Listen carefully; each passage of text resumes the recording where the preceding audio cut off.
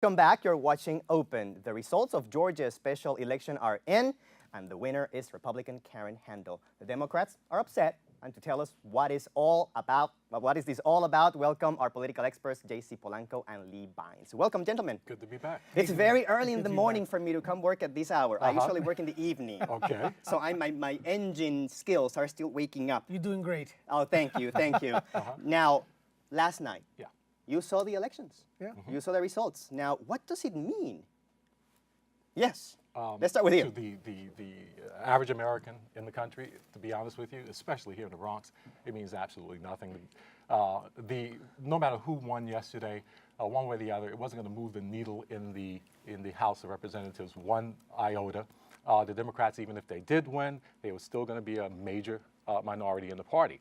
So for the Democrats and the media as well to stoke the flames of this election to the tune of $50 million spent, money coming from all over the election ever, right? history For House of Representatives. for the House of Representatives, but for all of that money to come in from other places, people are upset. And from my opinion, I think this was more emotionally driven as opposed to logic and analysis, because if you looked at the situation carefully, you should have been able to see that this Democrat, John Awesome.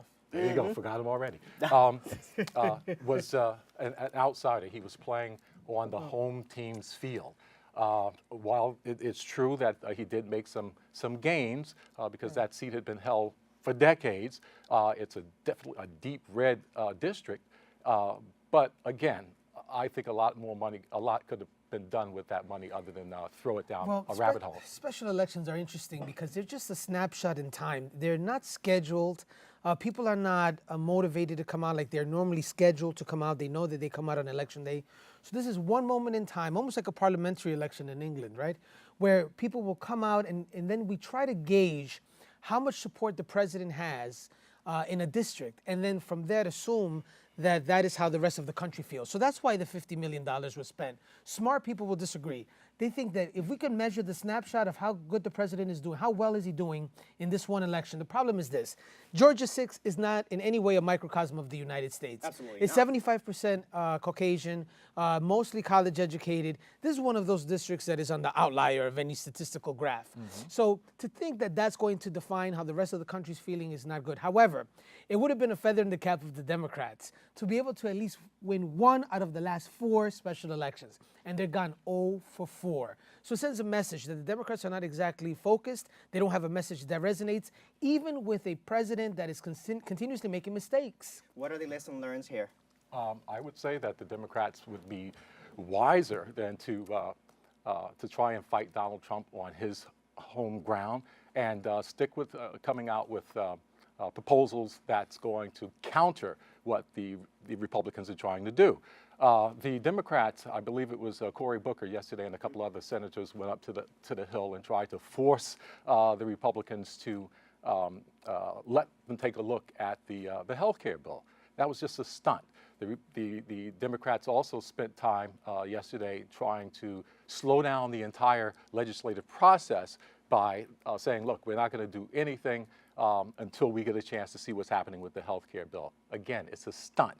If the Democrats were smart, what they would have been doing yesterday was using that FaceTime that they had to tell the country, look, if there's an issue with jobs coming in here, this is our solution to it. If there's an issue with health care, this is our solution to bringing in.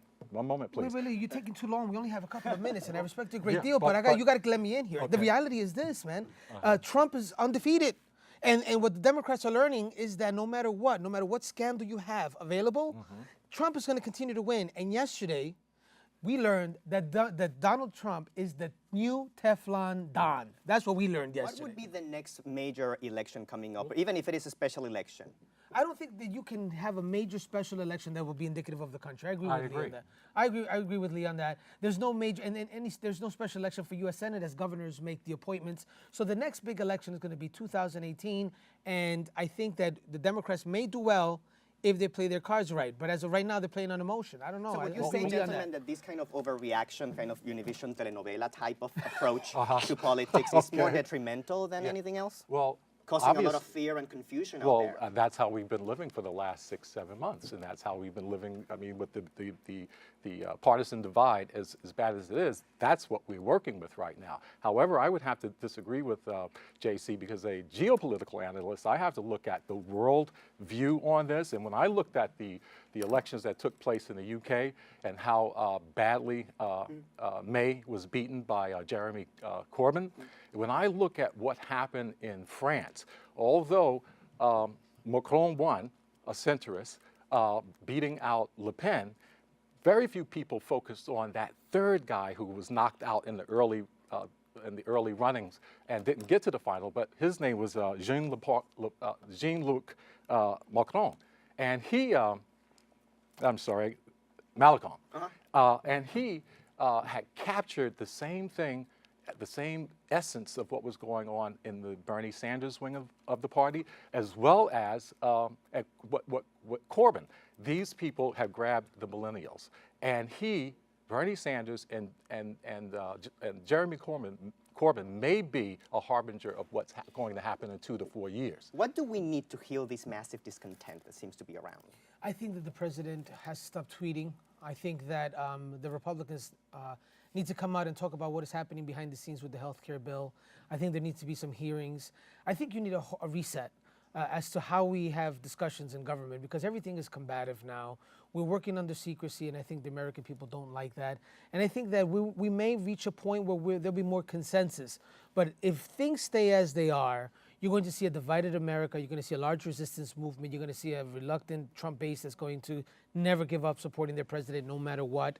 And I think we need to come towards the middle somehow. And the only way to do that is through a reset, and it has to happen like now. I would have to disagree vehemently with that, because the way things are going and the speed with which these investigations are taking place, and the way that the president is handling them, not answering questions, cutting back on press briefings, serious communication problem between himself and his communication crew.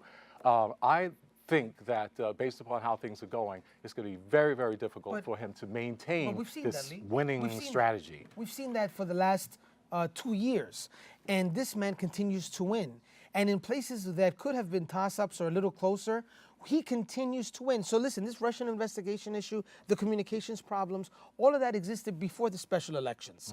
All of that existed, and these Republicans and the Republican message and President Trump continue to win. So I have to tell you, there is something to be said. I've never seen this before. It's what I call him the new Teflon Don. You would think that after all of this, I don't know what you're talking about regarding the Russian investigation, that people would be discontent and come out and vote against his message. Quite the contrary. They come out and support It's kind of a mentality. It's a mindset. I don't even know what's going on. Right, Like, normally, you would expect alternative reality. We're living in an alternative reality. Well, I think a lot of it has to do with where and how people are getting their media. People are tuning in to the channels that speak directly to them. There's very, very little real objective news. MSNBC has an angle. Fox has an angle. But BronxNet does not. There you go. Hope that That's why everyone we have you here, continues exchanging to tune and into communicating. BronxNet. Gentlemen, before we move on, the healthcare bill, what can we expect there? I mean, it's all secrecy. We don't know. We can speculate. I don't think that this House bill will be the law of the land. I think that you have a lot of senators, including Senator Lee from Utah, that is very concerned with how this process is taking place. So I don't think you're going to see that House bill actually make it to reality. I do think that we're going to pay the price as a party if it does. What would you like to see in this bill?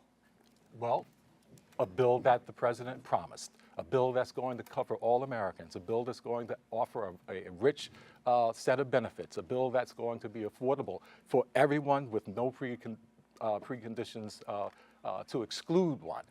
And it has to be across the board. Lee wants It's universal absolutely health care. well. That's what he Well, wants. That's not gonna happen. that's the panacea. But whether or not we're going to settle anywhere near it is doubtful. I've said this on many occasions that based upon the political and the economic and the capitalistic system and free market system that we work under, it's absolutely impossible to bring universal health care or anything close to it to America. Any idea when we can expect some decisions and maybe even just some plain information? I just think in the next couple of weeks you're going to hear something coming out of Senator McConnell, but I don't think that before that you're going to get any real substance because there's some real issues here. There's been a movement. There was a time when we thought that healthcare was not a right, but President Obama, what he did was he had the conversation with the country, and even the most reluctant voices are now starting to realize that healthcare may very well be a right. This major shift in ideology is going to be a big one, a big haul to push, and I think this is going to take some time. Thank you, gentlemen. It's really great to see you, and it's great to have you around. Uh-huh. Have a great day. Thank you. You too. Let's take a short break. We'll be right back with Open. Coming to you from our BronxNet studios, 4 new shows highlighting some of the best of the Bronx has to offer.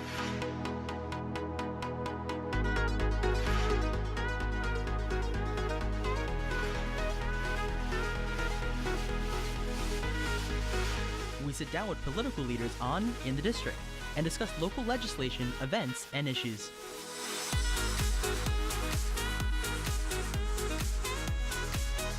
See how the community